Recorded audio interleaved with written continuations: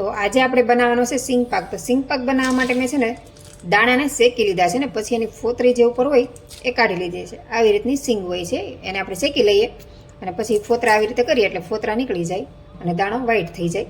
પછી ફોતરાને આપણે અલગ કરી દેવાનું છે. તો આ રીતે મેં બધા જ દાણા શેકીને ફોતરા કાઢી લીધા છે. થોડા થોડા ફોતરા અમુક હોય જે એ રહી ગયા છે પણ એ ચાલે, બહુ ઝાઝા નથી એટલે ચાલે. તમારે બધા દાણાને ફોતરા કાઢવા જરૂર નથી પણ થોડું ઘણું હોય તો ચાલે. તો આને આપણે એક જારમાં ટ્રાન્સફર કરીને આને આપણે દળી લેવાના છે.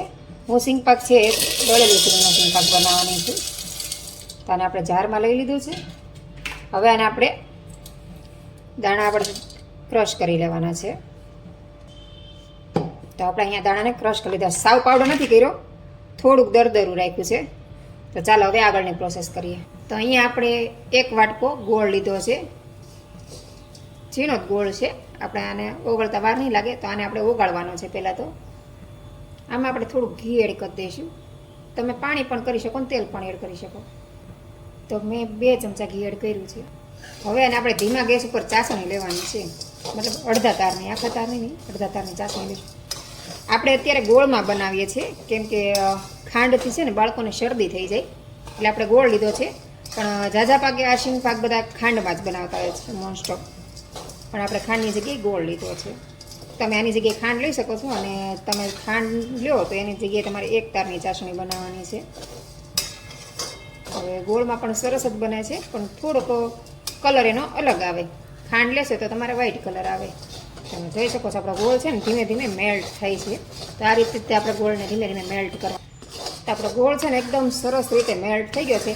આનો પાક આપણે છે ને ચૂરમાના લાડવા બનાવીને કેવો પાક લઈએ બસ એટલો જ પાક લેવાનો છે. બહુ ઝાઝો પાક નથી લેવાનો, નહીંતર બહુ કડક થઈ જાય છે, ખાવાની ન મજા. આ છે ને આપણે સિંગ પાક એકદમ સોફ્ટ બનાવવાનો છે એટલે ચૂરમાના લાડવાનો પાક લઈએ એટલો જ આપણે લેવાનો છે. ખાલી ગોળને પકાવવાનો છે. હવે આમાં થોડાક ઉપર બબલ્સ આવડે ને એટલે આપણે ગોળનો પાક આવી ગયો હશે. તો હવે આપણે ગોળનો પાક આવી ગયો છે. તમે જોઈ શકો છો ઉપર બબલ્સ થવા માંડ્યા છે જો. તો હવે આપણે જે સિંગનો ભૂકો કર્યો છે ને એ આપણે આની અંદર એડ કરી દઈશું અને એક હાથે આને મિક્સ કરતા જઈશું અને બીજા હાથે થોડો થોડો એડ કરતા જઈશું. બધો એક હારે નથી એડ કરી દેવાનો. તો આપણે બધો ભૂકો એડ કરી દીધો છે. હવે આને આપણે સરસ રીતે મિક્સ કરી લઈશું. ગેસની ફ્લેમ સાવ ધીમી રાખવાની છે. તો આપણે સરસ રીતે મિક્સ કરી દઈશું. તો હવે ગેસની ફ્લેમ બંધ કરી દઈશું અને આપણે ગોળનો લીધો છે એટલે તમે જોઈ શકો છો ને રંગ લાલ આવ્યો છે. નકર તમે ખાંડ લ્યો તો એકદમ વ્હાઈટ બને. તો હવે આને આપણે નીચે ઉતારી લઈશું. અહીંયા મેં કોથળી લીધી છે, મોટી કોથળી લઈ લીધી છે ને એને છે ને સાફ કરી લીધી છે ને એની ઉપર આપણે ઘી લગાડી દઈશું.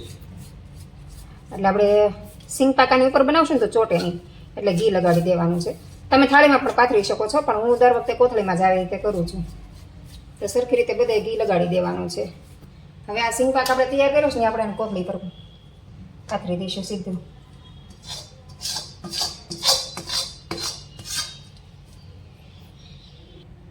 તાવીથાને ચોટી ગયું છે એને આપણે ચાકુની મદદથી આવી રીતે કાઢી લઈશું.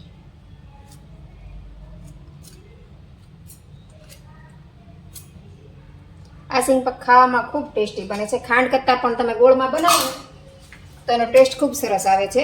હવે આપણે બીજી કોથળી એનો ઉપરનો ભાગ જ લઈ લીધો છે, એને પણ આપણે ધોઈને સાફ કરી લીધું છે. હવે આને આપણે પ્રેસ કરી દઈશું આ રીતે. તમે વેલણની મદદથી પણ પ્રેસ કરી શકો છો. આ રીતે થોડું ફેલાઈ દેવાનું છે.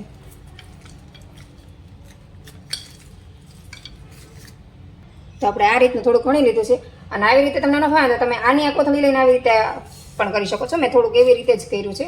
આવી રીતે કરીને પછી તમારી પાસે કોઈ સૂકું કે તપેલીને હોય ને આવી રીતે પ્રેસ કરી દેવાનું અને આવી રીતે વજન દઈ દેવાનું એટલે તમારી વણવાની પણ જરૂર નહીં પડે. એક સરખો શેપ આવી જશે જો આ રીતે. આ રીતે આપણે કરી દેવાનું છે અને પછી બંને છેડા ખોલી લેવાના છે. તમારો શેપ જુઓ એકદમ ચોરસ થઈ જશે. થઈ ગયું. હવે આને આપણે ગરમ ગરમ છે ને ત્યાં તે બટકા પાડી લઈશું આ રીતે. જો ગરમ છે ને ત્યાં બટકા સરસ એકદમ ઇઝી પડી જાય. આ ઠંડુ થઈ જાય ને તો બટકા કોઈ વાતે ન પડે. તો આપણી રીતે તમને જે શેપ ગમે ને એ શેપના બટકા પાડી શકો. નાની મોટી સાઈઝ તમને જે ગમે એ. આ સિંગ પાક બાળકોને ખાવાની ખૂબ મજા આવે છે અને ચાવવાનું પણ સારું રહે છે અને આ મોટી ઉંમરના માણસો પણ ખાઈ શકે.